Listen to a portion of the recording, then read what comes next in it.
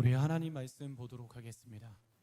하나님 말씀 사도행전 2장 5절에서 13절까지 말씀, 우리 함께 말씀을 읽겠습니다. 사도행전 2장 5절에서 13절까지의 말씀입니다. 우리 한 목소리를 듣겠습니다. 그때에 경건한 유대인들이 천하 각국으로부터 와서 예루살렘에 머물러 있더니 이 소리가 나매 큰 무리가 모여 각각 자기의 방언으로 제자들의 말하는 것을 듣고 소동하여 다 놀라 신기하게 여겨 이르되, 보라, 이 말하는 사람들이 다 갈릴리 사람이 아니냐? 우리가 우리 각 사람이 난곳 방언으로 듣게 되는 것이 어찌 됨이냐? 우리는 바데인과 메데인과 엘람인과 또 메소포타미아, 유대와 갑바도기아, 본도와 아시아, 부르기아와 밤빌리아, 애국과 및 구레네에 가까운 리비아 여러 지방에 사는 사람들과 로마로부터 온 나그네 곧 유대인과 유대계에 들어온 사람들과 그레데인과 아라비아인들이라, 우리가 다 우리의 각 언어로 하나님의 큰 일을 말함을 듣는다 하고 다 놀라며 당황하여 서로 이르되, 이 어찌 된 일이냐 하며, 또 어떤 이들은 조롱하여 이르되 그들이 새 술에 취하였다 하더라. 아멘. 네, 수련회가 진행되는 과정 가운데 있습니다. 우리 진행되면 진행될수록 하나님이 더 함께 하고 계심을 우리가 경험하고 계시나요? 네, 우리 하나님의 임재가 정말 손을 잡고 삼위 하나님이 춤추고 계심을 경험하는 시간인 것 같습니다. 우리 마지막 오늘 또 말씀을 전해주실 분은 우리 계속해서 전해줄 김명규 목사님이신데요, 정말 목사다운 목사님을 제가 옆에서 보는 것 같습니다. 무엇보다도 말씀에 너무 진심이신 우리 김명규 목사님 나오실 때 큰 박수로 우리 환영하도록 하겠습니다.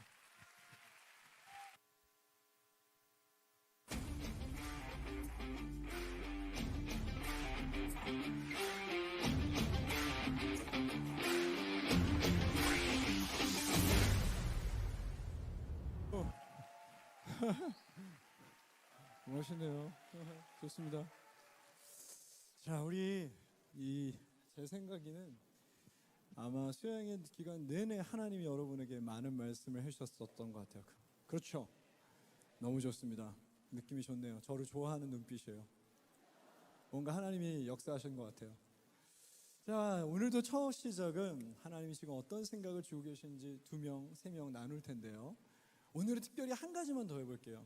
옆에 있는 사람 오랫동안 보셨을 것 같은데 칭찬 하나만 해주세요. 생각 안 나면 외모 칭찬해서 오늘 괜찮다고. 자, 제가 한 2분 드릴 테니까 가장 기억에 남는 하나님의 이야기들, 그리고 외모 칭찬이든 칭찬 시작해 봅시다. 시작하겠습니다.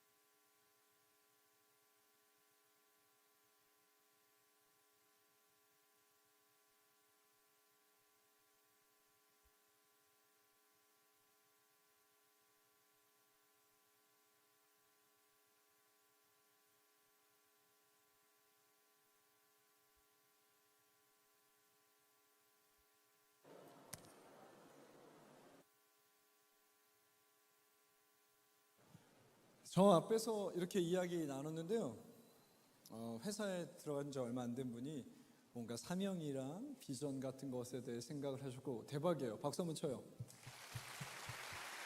왜냐하면 오랜만에 교회 오신 분이 계시대요.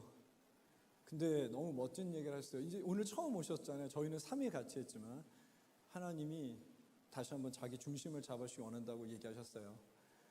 하나님께서 그렇게 해주시기를 축복합니다. 네, 좋습니다.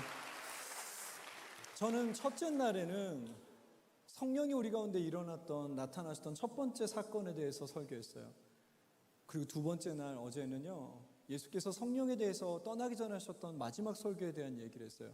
첫째 날 기억나시죠? 오늘 처음 오신 분들 제가 깜짝 놀라게 해드릴게요. 보세요, 우린 대단해요. 엄청 암송 멋있게 할 거예요. 제가 하면 여러분 따라해 보세요. 암송 같이 하는 거예요. 태초에 하나님께서 천지를 창조하시니라. 땅은 혼돈하며 공허하며 흑암이 깊은 가운데 있고 여호와의 영이 수면에 운행하시니라. 굉장하죠? 대박이에요. 오, 끝내주는데. 근데 여러분, 이 본문이 좀 특이하다는 얘기를 했어요. 그렇죠? 이거 보고 한 거예요? 아니죠? 오케이, 좋아요. 땅을 하나님께서 만드셨는데 공허하고 또한 혼돈하고 흑암이 깊은 가운데 있다는 얘기가 어떻게 이해할 수 있는가에 대한 얘기를 했어요. 창세기 2장 7절은 우리가 땅의 존재래요. 성도인 우리도 때로는 그래서 혼란스럽고 때로는 공허하고 그래서 쓸모없는 사람 같고 또 때로는 악에 빠지기도 한대요. 그런데 이야기가 거기서 끝나지 않는다는 얘기였습니다. 여호와의 호흡, 여호와의 바람, 여호와의 영, 성령께서 운행하신다고요. 이 단어 특별하다고 그랬어요. 그렇죠? Hovering and breathing. 날아가고 있는데, 주변에 날아가고 있는데 탁 품에 앉는다는, 도대체 무슨 뜻이었죠? 독수리 새끼가 날개를 준비할 때 그가 만약 실수하더라도 어머니든 아버지든 딱 와서 낚아채서 품에 앉는다는 뜻이었어요. 우리에게 매일 새로운 날이죠. 우리는 매일 새로운 날이라 매일 혼돈스러울 수 있고요, 또한 공허할 수 있고요, 때로는 악에 빠질 수 있어요. 그렇지만 걱정할 필요 없습니다. 성령께서 우리와 동행하십니다. 그리고 우리를 보고 계시죠. 조금만 우리가 이상하면 딱 성도의 양심으로 와서 우리를 품에 안아주세요. 그렇게 하면 안 돼. 그렇게 해야 돼. 할렐루야.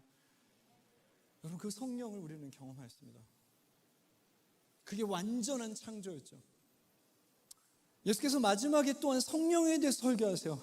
창세기 1장이 성령과 하나님과 예수님으로 시작했던 것처럼 마지막 설교도 마찬가지입니다. 예수께서는 이렇게 얘기하셨어요. 40일 동안 부활하시고 하나님의 나라를 가르치십니다. 이제 진짜 끝나는 날이에요. 제자들이 예수님이 떠나갈 걸 아세요. 하늘에 올라갈 기미가 보여요. 질문합니다. 예수님, 진짜 궁금한 게 있는데요, 하나님의 나라는 언제 옵니까? 형편없는 질문이라 그랬어요. 왜 그렇습니까? 예수님의 적이자 예수님을 이단이라고 말했고 예수님을 십자가에서 죽인 바리새인들이 누가복음 17장에 똑같은 질문을 해요. 그들이 생각하는 하나님의 나라는 로마에서 해방되는 거였어요. 그들이 생각하는 나라는 로마보다 더 강력한 이스라엘 제국이 문명 가운데 나타나는 거였어요. 예수께서 아니라고 했어요. 예수님 첫 번째 설교도 하나님의 나라예요. 70인의 제자를 단기 선교를 보내시면서 너희는 하나님 나라 외에 전하지 말라 하셨어요. 그리고 죽고 살아나셔서 40일 동안 가르치셨는데 이 제자들은 아직도 예수님의 마음을 이해할 수가 없어요. 왜 그렇다고 했죠? 그들이 평생 듣고 평생 배웠고 심지어 가르치기도 했던 하나님 나라가 그거였기 때문이에요. 우리도 마찬가지라고 했습니다. 근데 여러분, 우리 같은 사람, 우리는 하나님의 나라를 잘 모르죠. 그래서 때로는 막 거짓 증언을 해요. 우린 막 말도 안 되는 하나님 나라를 말해요. 어제 우리가 그런 얘기했어요. 그런데 왜 우리에게 증인되는 중요한 일을 맡기십니까? 사도행전 1장 4절에 그렇게 말해요. 난 너희에 대해서 조금 더 걱정하지 않아. 아버지께서 약속하신 누군가를 보내실 거야. 난 너희를 조금 더 걱정하지 않아. 너희가 물로 세례를 받는 게 아니라 바로 그분으로 세례 받을 거야. 우리 1장 8절은 같이 외워봐요. 뉴 액트라면 외울 수 있을 것 같아요. 오직 시작. 오직 성령이 너희에게 임하시면 너희가 권능을 받고 예루살렘과 온 유대와 사마리아와 땅끝까지 이르러 내 증인이 되리라. 할렐루야. 어떤 권능입니까? 뭐 은사도 좋아요. 하나님의 놀라운 기적도 좋아요. 그렇지만 가장 강력한 것은 아무것도 몰랐던 우리가 하나님을 알게 되는 것입니다. 믿습니까? 우리 마음속에 있던 파편화됐던 하나님의 조각조각이 아니라 온전한 하나님, 우린 잘 모르지만 그 하나님을 알아갈 수 있는 능력이 성령의 권능이십니다. 그래서 우리가 여기 있는 거예요. 그래서 우리가 예배에 참석하는 거예요. 그래서 우리가 확신반, 성장반 같은 성경 공부하는 거예요. 그래서 소그룹에 참여하는 거예요. 그래서 신앙서적을 읽는 거예요. 그래서 찬양도 하고요, 기도도 하고 단기 선교도 가는 거예요. 그 모든 것이 사랑하는 청년 성도들에게 성령을 통해 하나님을 알게 하시기를 축복합니다. 하나님을 아십시오. 교만하지 마십시오. 우린 진짜 모릅니다. 저도 정말 모릅니다. 저도 어제 여기서 우리 미양 전사님 기도 인도하는데 기도하면서 어제 새로운 하나님 만났어요. 그 오늘 제 교회 가서 지금 설교하고 왔어요. 나 어제 새로운 하나님 만났다고. 사랑하는 청년 성도 여러분, 당신이 하시는 하나님이 매일 새로워지시기를, 그리고 새로운 하나님의 증인이 되시기를 축복합니다. 너무 끝내주는데요? 아멘 소리가 독특한데? 굉장한데? 좋아요, 마음에 들어요. 사도행전 2장 1절부터 3절에 드디어 우리 아버지께서 약속하시고 다시 세례받겠다 했던 성령이 임하십니다. 1절, 2절, 3절을 저랑 교대로 읽습니다. 제가 먼저 볼게요. 오순절 날이 이미 이름에 그들이 다 같이 한 곳에 모였더니, 여러분 차례입니다. 시작. 호련히 하늘로부터 급하고 강한 바람 같은 소리가 있어 그들이 앉은 온 집에 가득하며, 3절 같이 봅니다. 시작. 마치 불의 혀처럼 갈라지는 것들이 그들에게 보여 각 사람이 하나씩 임하였더니, 바로 이렇게 성령께서 임하셨습니다. 어떤 현상들이 나타나죠. 근데 여러분 생각해 보세요. 이 날이 무슨 날이었다고요? 오순절이죠. 오순절 영어로 뭡니까? 아시는 분? 펜타코스트 맞습니까? 펜타가 무슨 뜻이죠? 숫자 5죠. 기억나세요? 자, 오순절을 제가 생각하기에 약간 아쉬워요. 이걸 번역을 50절이라고 했으면 훨씬 쉬웠을 것 같아요. 초순, 중순, 말순의 그 순, 10을 뜻하거든요. 이 날은요, 어떤 날 기준으로 50일 뒤다라는 뜻이에요. 그냥 그겁니다. 단순하죠. 자, 무슨 뜻이냐면 이것이 첫 번째 오순절이 아니에요. 이거 원래 있었던 어떤 날이죠. 유대인의 세 가지 절기, 3대 절기 중에 하루입니다. 자, 오순절이 어떤 날이었을 것 같아요? 출애굽기 19장 16절부터 19절을 볼 텐데요. 그걸 보면서 어떤 생각을 우리가 할 거냐면, 뭐가 비슷한 거예요. 이 첫 번째 오순절과 오늘의 이 오순절이 비슷해요. 제가 읽어드릴게요. 같이 읽어볼까요? 교대로. 제가 먼저 16절 봅니다. 셋째 날, 느낌을 찾아봐요. 아침에 우레와 번개와 빽빽한 구름이 산 위에 있고 나팔 소리가 매우 크게 들리니 진중에는 모든 백성이 다 떨더라. 17절 시작. 모세가 하나님을 맞으려고 백성을 거느리고 진에서 나오매 그들이 산기슭인데, 뭔가 느낌 비슷하죠? 18절. 시내산의 연기, 불 비슷하잖아요. 여호와께서 불 가운데 거기서 강림하심이라. 그 연기가 옹기 가마 연기같이 떠오르고 온 산이 크게 진동을. 비슷하죠? 19절 마치겠습니다. 시작. 나팔 소리가 점점 커질 때 모세가 말한즉 하나님의 음성으로 대답하시더라. 아멘. 뭔가 느낌 비슷하죠? 이날이 첫 번째 오순절입니다. 이 오순절을 이스라엘은 무엇을 받게 됩니까? 너무 소중한 거예요. 지금도 유대인들의 시나고그가 이날 지킵니다. 손에 뭘 들고 동글동글 도는, 빙글빙글 도는 춤을 춰요. 뭘 손에 들 것 같아요? 20장이 바로 십계명이 등장합니다. 율법 강림절이라고 불러요. 율법은 너무 중요하죠. 그들의 삶의 기준이었습니다. 그렇죠? 여러분, 기준이 없으면 안 돼요. 어른땡 어렸을 때 해봤던 거 기억나요? 어른땡 하기 전에 가장 먼저 해야 될 게 뭐예요? 놀이터에서요. 그럼 가장 먼저 해야 될 게 뭐예요? 되게 억압적인 분들은 순례부터 정해야 된다고 하는데, 아니에요. 뭐부터 정해야죠? 바운더리 정해야 돼요. 저 근해부터 저기 시소까지. 안 그러면 지구 끝까지 도망갈 수 있잖아요. 그렇죠? 여러분, 기준이라는 게 우리를 지치게 하는 게 아니에요. 하나님의 기준이 필요한 거죠. 그게 율법이었어요. 이해되시죠? 자, 비슷한 사건을 오마주하는 거예요. 너 기억나지? 출애굽기 19장의 그 연기와 그 진동과 그 불로 나타나신 하나님 기억나지? 똑같은 사건이 일어난 거야. 그런데 이제는 율법이 아니라 성령께서 우리 가운데 오신 거야 라고 얘기하는 겁니다. 이 율법이 했던 그 동일한 일을 이제 성령이 하실 거예요. 율법이 이스라엘을 이끌었던 것처럼 이제 성령이 백성을 인도하십니다. 성령의 다른 이름을 보혜사라고 하죠. 여러분, 어려운 말입니다. 그리스어로 파라클레이토스라고 해요. 이게 무슨 뜻입니까? 우리가 헬퍼, 카운셀러인 줄 알았어요. 그런데 제가 학교 다닐 때 어떤 교수님이 책을 내셨는데 여기 새로운 단어의 의미가 나와 있어요. 파라클레이토스가 2000년 전에 무슨 뜻이었는가 말해드릴게요. 보혜사는요, 사거리에서 길을 안내하기 위해 서 있었던 직업을 말한대요. 멋있죠? 바로 그거예요.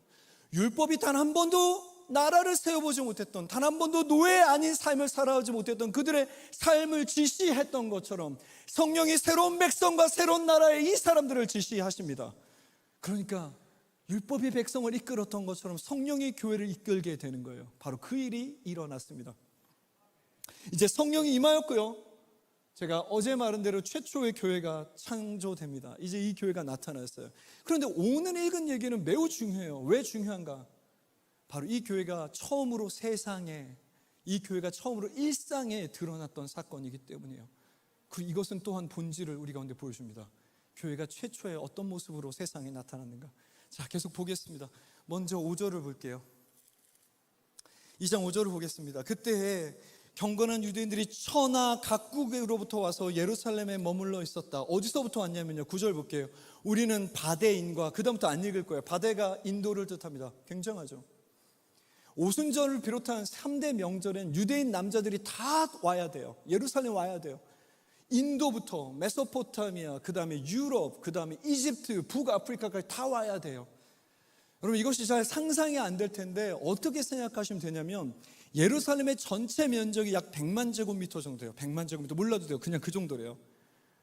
저희 교회가 있는 합정동이 160만 제곱미터예요. 이해되시죠? 자, 그러니까 합정동보다 작은 되게 작은 도시예요. 평상시 인구가 4만 명 정도 됐대요. 그러니까 명절 아닌 평상시에 4만 명. 그런데 명절이 되면 몇 명이 되느냐? 200만 명이 돼요. 인구 밀도가 어떻게 될까요? 제 생각에 예측해 본데 제야의 종소리 있을 때 종로? 약간 그런 느낌이 좀 가득한 거예요. 이해되시죠? 그런데 그렇게 사람들이 바글바글하는 곳에 갑자기 어떤 무리들이 나타나기 시작합니다. 누구였습니까? 이게 바로 교회예요. 끝내주죠. 성령이 임하자마자 그들은 밖으로 뛰어나가요. 다락방에 있었거든요. 꽤 큰 다락에 있었는데 바로 뛰어나가서 막 말을 하기 시작해요. 자, 그런데 이들이 원래 주목을 못 받습니다. 이상한 소리를 하고 있다고 생각했어요. 그런데 사람들이 두세 명씩 그들 앞에 서기 시작합니다. 그리고 이제 많은 사람들이 그들의 언어에 집중하게 됐습니다. 왜 그럴까요? 그들의 언어가 맨 처음엔 의미가 없는 줄 알았는데 잘 들어보니까 자기 나라의 언어였던 거예요. 굉장하죠. 7절은 이렇게 말합니다. 다 놀라 신기하여 여기려되 보라, 이 사람들은 갈릴리 촌 사람들 아니야? 라고 말했다는 거예요. 한 가지 이야기를 들으셔야 돼요. 그리스의 알렉산더 대왕이 있었죠. 그리스로부터 시작해서 메소포타미아, 그리고 저기 인도까지 다 점령했습니다. 그래서 예수님 시대의 공용어가 그리스어였던 거예요. 그들은 그리스어를 공문서를 썼어요. 그러니까 공문서를 쓸 수 있고 읽을 수 있었기 때문에 거의 모든 사람이 그리스어는 얘기할 수 있었어요. 근데 그들이 들었던 게 뭐예요? 이집트 사람이 썼던 콥티어예요. 구레네 사람이 썼던 누미디어예요. 그 다음에 로마 사람들이 썼던 라틴어인데요. 이 당시에 언어 학원 있어요, 없어요? 없죠. 근데 굉장히 촌 사람들이 갑자기 자기들의 언어를 얘기하기 시작하는 거죠. 여러분, 이게 교회의 시작이었습니다. 이게 뭔가 교회의 본질을 말하고 있는 거죠. 교회는 세상에 어떤 모습이어야 되는가. 자, 그래서 여기에 자칫 오해가 생길 수 있어요. 첫 번째, 바로 가장 중요한 오해는 이거예요. 교회는 그냥 방언하는 곳이야. 오해하지 마십시오. 저 방언합니다. 저는 성경에 있는 모든 은사가 지금도 동일하게 일어날 수 있다고 믿는 굉장히 보수적인 목사입니다. 방언 받으세요. 오늘 끝나고 받으면 좋겠네. 좀 자랑 좀 해줘요. 김명기 목사 설교 듣고 방언 받았다고. 저도 또 살고 그러지 않겠습니까? 방언 받으세요. 오늘 기도할 때. 할렐루야. 전 방언으로 기도하고요, 방언이라는 겁니다. 근데 문제는 뭐냐면요, 이게 교회 본질이라고 한다면, 그러니까 교회는 뭐지? 교회가 세상에 딱 들어왔던 첫 번째 모습이 뭐죠? 아, 방언하는 곳이야. 그렇다면 우리는 기도하는 곳, 열정적으로 기도하는 곳, 종교적 황홀경, 신비 체험을 하는 곳, 사람들이 그 신비적인 걸 보고 매료되는 어떤 곳이라고 생각할 수 있겠죠. 근데 안타깝게도 한국교회 어떤 교회는 그게 교회라고 생각해요. 저는 안타깝다고 생각해요. 은사는 믿지만 그냥 교회는요, 기도하는 것이에요. 열정적으로. 그리고 신비적인 경험을 하는 것이에요. 황홀경을 경험하는 것이에요. 다 믿습니다. 저도 믿어요. 근데 여러분, 그게 다는 아니에요. 그렇다면 이 얘기는 너무 작아져요. 왜 아닌지를 설명해 보겠습니다. 먼저 13절을 볼게요. 2장 13절에 사람들이 그들을 조롱합니다. 또 어떤 이들은 조롱하여 그들이 세술에 취하였다. 이거 그 당시에 사람들이 생각할 수 있었던 거죠. 그 당시에 그리스 종교는요, 술을 많이 마시고 환각물질을 먹고 300용사 보면 돼요. 300이라는 영화처럼. 그들이 어떤 종교적 황홀경 신비 체험을 하는 것이라고 생각하는 사람들이 많았어요. 자, 이상한 얘기를 하잖아요. 그러니까 황홀경에 빠졌구나. 너희가 지금 제정신이 아니구나. 세술에 취하였구나. 그런데 이거에 대해서 예수의 수제자인 베드로가 뭐라고 말하는지 15절을 제가 읽어드릴게요. 이렇게 말합니다. 때가 제일 참신이 너희 생각같이 우리들은 취하지 않았다 이렇게 말하거든요. 우리가 지금 황홀경에 들어온 거 아니다. 다른 말로 우리 술을 마시지 않았다. 다른 말로 우리 지금 똑바르다. 우리 생각은 말짱하다라고 말했던 거죠. 이해되십니까? 그렇게 말했던 거예요. 자, 또 한 가지 문제가 있어요. 여러분, 방언으로 기도할 때는 우리가 하나님께 기도하는 거죠. 우리가 은밀한 대화로, 사람들이 잘 알지 못하는 말로 하나님께 대화하는 거예요. 그런데 여러분, 오늘의 이 대화는요, 하나님께 했던 게 아니잖아요. 그날 모여있었던 사람들에게 했던 거잖아요. 그렇죠. 그렇다면 그냥 교회가 방언을 하는 곳이라고 생각할 수는 없는 거 아닙니까? 자, 그렇다면 이 이야기는 무슨 얘기를 하고 있는 걸까요? 여러분이 제가 두 가지 힌트를 줄 테니까 한번 맞춰봐요. 이 본문은 오래된 어떤 한 가지 사건을 우리 가운데 선명하게 기억하라고 명령해요. 한 가지 첫 번째 힌트요. 첫 번째 힌트 맞추면 대박인 거예요. 나 알았다 그러면 손 들어봐요. 이해되죠? 난 눈치챘다. 2장 1절부터 2장 13절까지 헬라어 그리스어로 언어라는 단어가 5번이나 나옵니다. 그러니까 고대에 있었던 성경에 기록된 사건 중에 언어와 관련된 게 있는 거죠. 아는 사람? 좋아. 좋아요. 조국 교회에 대한 안심이 생깁니다. 다행이다. 두 번째 힌트는 6절에 있어요. 이 소리가 나매 큰 무리가 모여 각각 자기의 방언으로 제자들이 말하는 것을 듣고 소동했다고 됐는데 원래 뜻은 혼란스러워했다라는 뜻이거든요. 이 단어가 바로 거기에 사용됐던 단어예요. 그 단어가 뭐냐면 서로 대화가 잘 됐는데 갑자기 어느 날 대화가 혼란스러워졌다라고 해서 그 건물의 이름을 혼란이라고 지었거든요. 그 단어를 사용하고 있어요. 자, 무슨 사건입니까? 정답이에요. 소름 돋아요. 신나는데? 근데 여러분, 여기 세 번째 힌트도 있어요. 뭐냐면 여러분 몰라도 이건 좀 어려운데 노아의 세 아들 셈, 함, 야벳이라고 하거든요. 지금도 인종 구별할 때 여전히 셈족, 함족, 야벳족 이렇게 말해요. 근데 딱 그렇게 9절부터 나라를 구별해놨어요. 첫 번째 셈족이었던 메소포타미아, 인도. 두 번째 함족이라고 여기었던 북아프리카와 리비아 사람들. 그리고 마지막에 야벳, 유럽인으로 표시해놨어요. 그러니까 사실 이 책은 우리 가운데 계속 힌트를 주는 거예요. 너희 바벨탑 기억나지? 바로 이 사건은 바벨탑과 관련이 있어라고 말하는 거예요. 바벨탑 뭡니까? 대화가 안 됐어요. 그래서 흩어졌어요. 그랬더니 국경이 생기고요, 나라가 생겼다는 창세기 11장의 이야기예요. 자, 제가 어렵지 않게 설명해 드릴게요. 홍수가 있었습니다. 누가 살았죠? 그러니까 자신감을 가지세요. 지금 너무 잘하고 있는데 왜 그래요? 홍수가 있었어요. 누가 살았죠? 잘했어요. 노아가 아들 3명과 살았어요. 자, 그런데 하나님은 흩어지라고 했거든요. 근데 모여 살아요. 자, 우린 모여 살아야 돼. 흩어져라고 했는데 우린 모여 살아요. 모여 살다 보니까 땅이 작아졌어요. 자, 이주하기 시작합니다. 계속 이주하다가 시날이라는 엄청나게 큰 평야에 도착하게 됩니다. 바로 그때 누군가 말해요. 여기 탑을 짓자. 자, 문제를 내볼게요. 한번 상상해봐요. 누가 그 탑 제일 꼭대기에 살려고 했을까요? 누가 그 탑에 가장 천만 좋고 좋은 집을 얻을 수 있었을까요? 누가 가장 안전한 가장 꼭대기층에서 살 수 있을 거라고 생각했을까요? 제 생각에는 아마 가장 먼저 탑을 짓자라고 말했던 사람이었을 것 같아요. 좀만 더 상상해 볼까요? 그 사람 어떤 사람이었을까요? 아마 카리스마틱할 거예요. 우리 요셉 목사님, 우리 성민, 재영, 미향, 명준, 카리스마 있잖아요. 그렇죠? 있다고 빨리 있잖아요. 근데 말을 잘해요. 이 사람은 설득을 잘해요. 그리고 본능적으로 사람들을 어떻게 이끌어야 되는지 알아요. 바로 리더다운 사람이죠. 자, 그 사람은요 이렇게 말합니다. 우리의 이름을 높이 만들자. 또 말해요. 하나님이 비를 안 내린다고 했지만 아니야, 비가 내릴 수 있으니까 우리가 하늘까지 닿아서 비를 피하자. 하나님은 모든 사람이 같은 형상에서 동일하다 했지만 아니야, 난 너희보다 훨씬 뛰어난 것 같아. 이렇게 설명한 왕들이 나타나기 시작하는 거죠. 같이 모여 살았어요. 한 민족 한 언어로 살다 보니 그들에게 왕 같은, 하나님의 사람 같은, 하나님의 어떤 비슷한 사람들이 나타나요. 자, 하나님이 가만히 있지 않으십니다. 내려오세요. 그리고 대화를 막으세요. 그리고 흩어지게 하세요. 그리고 나라가 생기는 겁니다. 놀라운 건 여기서 끝나지가 않죠. 12장에 우리의 믿음의 시초인, 또 이스라엘의 시작인 아브라함을 하나님께서 부르시는 거예요. 아브라함아, 나는 너를 통해 새로운 나라를 만들 거야. 저렇게 높아지려고 했던 사람 말고 너를 통해 완전히 새로운 나라를 만들 거야. 근데 아브라함이 뭐라 그래요? 하나님, 저 아들이 없어요. 아니야, 걱정하지 마. 난 너를 통해 하나님의 새로운 나라를 만들 거야. 그 나라는 너무 아름다워서 그 나라를 보고 사람들이 돌아오게 될 거야. 여러분, 근데 그것이 완성된 겁니다. 바로 바벨탑에 흩어졌던 그 일이 오늘 그냥 끝나버린 거예요. 11절을 같이 보겠습니다. 2장 11절 같이 한번 읽어보십시다. 시작. 그레데인과 아라비아인들이라 우리가 다 우리의 각 언어로 하나님의 큰 일을 말함을 듣는도다 하고, 우리가부터 시작해 볼게요. 시작.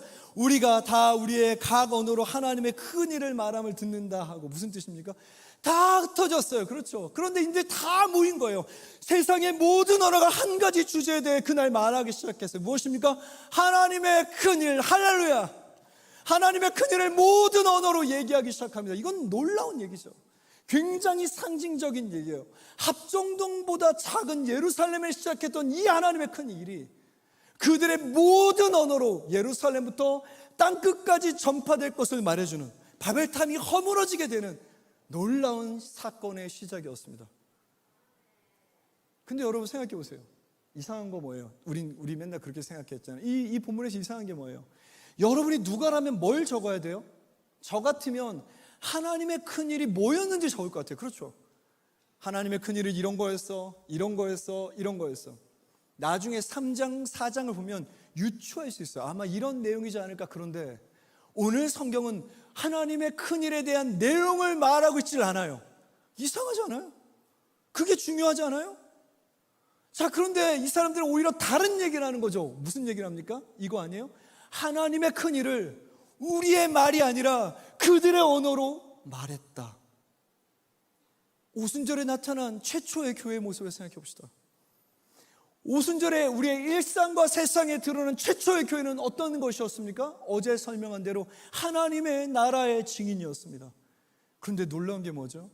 우리의 언어가 아니라 그들의 언어로 전했다는 거예요. 근데 교회만 그런 건 아니잖아요. 그렇죠? 얼마 전에 우리 선거 있었잖아요. 지방자치단체장 선거. 그들도 여러분 우리의 언어를 엄청 열심히 공부합니다. 그리고 우리한테 막 말해요. 그렇죠? 당신 이거 원하죠? 신정동에 이거 해드릴게요. 목동에 이거 해드릴게요. 아마 그렇게 말하지 않겠어요? 또 회사도 우리의 언어를 엄청 연구하잖아요. 당신들 이거 필요하잖아요. 당신 이거 필요하잖아요. 당신 이거 필요하잖아요. 자, 그런데요, 교회가 그럼 뭐가 다를까요? 완전히 다릅니다. 두 가지가 완전히 다른데요. 첫 번째, 우리는요 하나님의 큰 일이란 내용을 전해요. 근데 이거보다 더 중요한 게 뭔지 아세요? 우리도 모르는 말을 하고 있다는 거예요. 우리는 단 한 번도 배워보지 못한 말을 사용해요. 우리도 낯설어요. 우리도 익숙하지 않아요. 바로 그 언어를 사용해서 하나님의 큰 일을 말하고 있는 것이 첫 번째로 드러난 교회의 모습이었습니다. 정리해 볼까요? 성령이 임하세요. 약속대로. 그들이 하나님을 알게 됩니다. 그들이 증인으로 나타납니다. 그런데 증언을 시작하는데 그 언어가 익숙한 우리의 언어가 아니라 낯설고 배워본 적 없고 절대로 익숙하지 않은 그들의 언어였다는 거예요. 우리는 3일 동안 얘기했잖아요. 그렇죠? 각자 말하는 스타일이 있다는 거 아세요? 저는 어떻게 말하는 것 같아요? 우리 교회 사람들이 저 많이 따라요. 이거 많이 따라요. 막 이렇게 따라하고 막 좀 재수없어 따라할 때. 막 되게 이상하게 따라하니까. 이해돼요? 근데 우리는 살면서 우리의 언어 습관이 있잖아요. 액센트가 특이한 분, 사용하는 단어가 특이한 분, 제스처가 특이한 분 있죠. 한번 생각해 보세요. 여러분 어떤 액센트, 어떤 단어, 어떤 제스처를 사용하세요? 결론적으로 우린 모두 다 우리의 언어가 있어요. 우리가 말하는 방법이 있어요. 그렇죠? 왜 처음 교회가 우리의 언어가 아니라 그들의 언어로 말했을까요? 왜 처음으로 등장한 이 증인들이 우리의 언어가 아니라 배우지도 않고 익숙하지도 않고 낯선 언어로 말하기 시작했을까요? 우리의 언어로 말할 때 역사상 진짜 끔찍한 일들이 일어났거든요. 그게 뭡니까? 지금도 교회가 지고 있는 짐인 바로 11세기부터 13세기까지 있었던 십자군 원정이에요. 우리의 언어로 말하고 싶어 했던 거예요. 우리의 방법으로. 또 무엇입니까? 16세기에 일어났던 스페인인 아메리카를 정복했던 사건이에요. 선교사들이 같이 갔죠. 성경을 믿을래 죽을래 그래서 사람들을 죽이기 시작해요. 우리의 언어로 전하는 거죠. 저는 조금은 이해가 돼요. 끔찍하지만 그들의 마음을 조금은 이해해요. 왜 그렇습니까? 우리가 가지고 있는 이야기는요, 우리가 가지고 있는 이 이야기는 너무나 멋지고 하나님의 큰 일을 담고 있어요. 어떤 이야기예요? 하나님이 세상을 만들었다. 할렐루야. 예수가 이 땅에 오셨다. 아멘. 예수가 우리를 위해 죽으셨다. 아멘. 예수가 우리를 위해 부활하셨다. 아멘. 바로 그 죽음 때문에 우리는 용서받았다. 아멘. 우리는 새로운 삶을 얻었다. 아멘. 우리는 영원한 생명을 얻었다. 아멘. 그런데 문제는 뭐냐면 너무 중요한 거니까 너무 빨리 전하고 싶어 하는 거예요. 우리의 언어로, 그들의 언어가 아니라 우리의 언어로, 이거 너무 중요하니까 빨리 효율적으로 급하게 전하고 싶어 하는 거예요. 3일 동안 서로 이야기 나눴잖아요. 그렇죠? 얘기할 때 어려운 적 없었습니까? 저 솔직히 어려운 적 있었어요. 오늘은 아니에요. 어쨌든 저도 어려운 적이 있었어요. 근데 보통 교회 밖에서 누구랑 대화하다가 어려우면 그냥 더 이상 대화 안 하잖아요. 그렇죠? 자, 그런데요, 이게 지금 조국 교회의 가장 큰 문제라고 해요. 아니, 조국 교회를 넘어서서 조국 사회의 가장 큰 문제라고 말해요. 여러분, 조셉 피터슨이라는 사람 알아요? 인생의 12가지 법칙? 꽤 괜찮은 책인데, 그 사람이 정치적 올바름에 대하여라는 토론에 나간 걸 발췌해서 다 적어서 책이 한 권 나왔습니다. 저는 오늘 정치적 올바름에 대한 얘기를 하고 싶은 게 아니에요. 오해하지 마세요. 근데 그 토론에요, 스티븐 프라이라는 사람이 조셉 피터슨과 편의해서 2대2로 토론하거든요. 근데 이 사람이 특별해요. 이 사람은, 조셉 피터슨은 보수 기독교, 공화당, 아주 뭐라고 해야 되나요? 그런 우리가 보통 교회에서 가지고 있는 전통적 생각을 지지해요. 근데 스티븐 프라이는 그냥 게이예요. 그리고 흑인이에요. 그리고 이 사람은 진보 운동을 오랫동안 했던 사람이에요. 근데 그 사람이 거기가 있는 거죠. 뭐라고 말할까? 진중권 씨 갑자기 우리 편 되는 느낌이라 해야 되나? 교회에 다니라고만 말하고 있는 느낌? 이상하죠? 왜 그래 갑자기 그래요? 이런 느낌인 거예요. 왜 스티븐 프라이 당신이 거기 있습니까? 그게 토론할 때 처음 듣는 질문이에요. 당신은 여기 있어야지 왜 거기 있습니까? 근데 조셉 프라이가 진짜 멋진 말을 해요. 주의 깊게 들어보세요. 저는 사실은 진보나 보수나 그런 운동과 대립의 중요한, 그게 지금 중요한 게 아니라 미국 사회와 지금 현대 사회의 가장 큰 문제를 뉴 트라이벌리즘이라고 생각합니다. 신부족주의라고 생각합니다. 신부족주의가 뭔지 아세요? 우리가 부족화됐다는 거예요. 어느 순간 우리가 서로 이해하지 못하는 단어를 써요. 이해 안 되면 어머니가 보는 유튜브를 보세요. 그러면 이해가 안 돼요. 저도 제 초등학교 딸이 보는 유튜브는 무슨 말인지 하나도 모르겠어요. 자, 부족이 나눴죠. 이해할 수 없게 되죠. 이해할 수 없는 단어를 쓰는 사람들이 인간은 공포를 느껴요. 불안해요. 자, 그러면 그 불안은 언제나 강력한 폭력으로 역사상 나타나게 됐다는 거예요. 그래서 내가 지금 다른 마음을 가져도 난 여기 서서 우리가 있는 언어적인 장벽, 우리가 가진 서로에 대한 이해하지 못함을 해결해야 됩니다. 그래서 지금 저는 여기 서 있습니다라고 말했던 거예요. 여러분, 이게 너무나 무섭지 않아요? 민주주의의 상징이 미국 아닙니까? 미국 대통령 선거 때 의회가 점령당하지 않아서 그래서 사람 죽었잖아요. 그리고 주 방위군이 거기 지켰잖아요. 여러분, 이게 미국의 상황이잖아요. 우린 다릅니까? 그런데 교회 다니는 우리도 똑같은 얘기를 시작해요. 난 너랑 대화하지 않을 거야. 난 너의 말을 배우고 싶지 않아. 누가 여러분의 대화 상대가 될 수 없습니까? 그러니까 여러분, 누구랑 대화하면 답답해요. 하나씩 해볼까요? 무신론자 어때요? 오케이, 대화하는 듯. 좀 더 심한 걸 해봐야겠는데. 신천지 어때요? 만나라는 거 아닙니다. 목사님 상담 받으세요. 명준 전도사님 상담 받으세요. 가이드라인이 있어야 합니다. 저는 만나죠. 그렇지만 여러분은 아직은 안 돼요. 가이드 받으세요. 근데 대화할 수 있을까요? 조금 더 가볼까요? 교회에서 엄청 화가 나 있는 누군가는 어때요? 막 만나면 교회 계속 욕해요. 막 계속 욕해요. 욕만 해요. 개삐리리 막 씨삐리리 계속 욕만 해요. 나도 우리 교회에서 어떤 분이 오셨는데 저한테 계속 욕해요. 목사는 다 개삐리리지 그걸 내 앞에서 계속해요. 개삐리입니다. 내가 뭐 그런 얘기도 했어요. 우리 핸드폰 사장님 하시는데. 좀만 더 가볼까요? 좀만 더. 태극기 집회 참석하고 있는 여러분의 할머니, 여러분의 엄마 아빠 어때요? 밥 같이 먹을 수 있어요? 웃으면서? 그래요? 좀만 더 가볼까요? 진보 운동하는 친구들은 어때요? 페미니스트 친구들은 어때요? 퀴어 페스티벌 준비하는 사람들은 어때요? 대화할 수 있습니까? 내가 그 사람들 편이 되라는 게 아니에요. 대화를 할 수 있냐고요? 낯선 언어를 배울 준비가 돼 있냐고요?